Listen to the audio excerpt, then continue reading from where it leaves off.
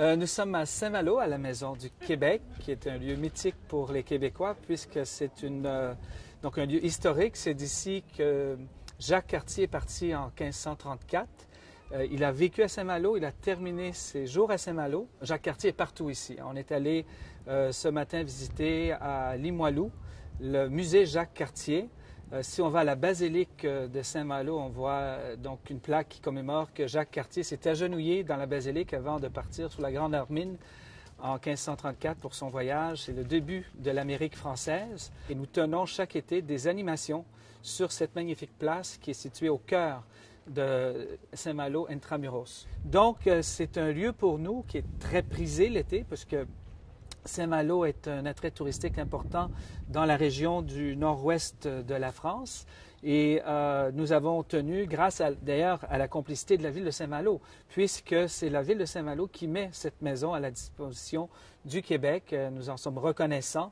Et l'idée est de faire connaître le Québec puisque chaque année, une vingtaine de milliers de personnes se rendent ici à la Maison du Québec. Nous avons de jeunes hôtesses qui proviennent du Québec grâce à la collaboration de Tourisme Québec.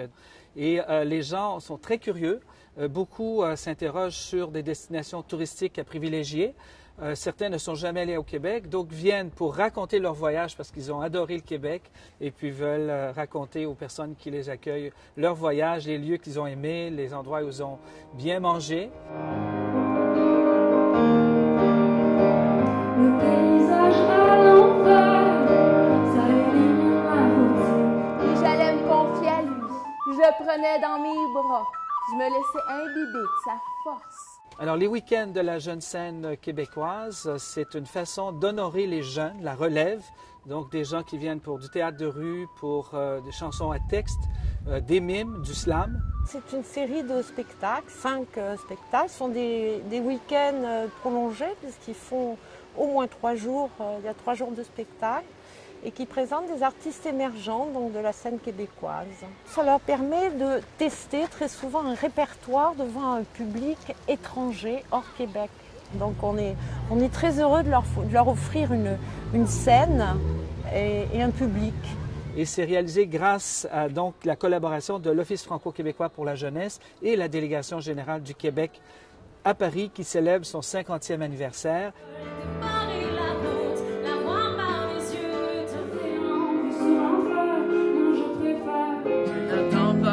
Demain, je t'attends. Je n'attends pas la fin du monde, je t'attends. C'est important que vous soyez, vous les Québécois, présents et très visibles à Saint-Malo, car il y a à Saint-Malo beaucoup de Malouins qui aiment le Québec, qui s'intéressent au Québec et qui souhaitent que les relations avec le Québec se développent.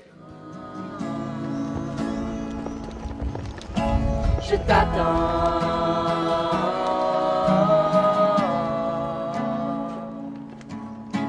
Je t'attends.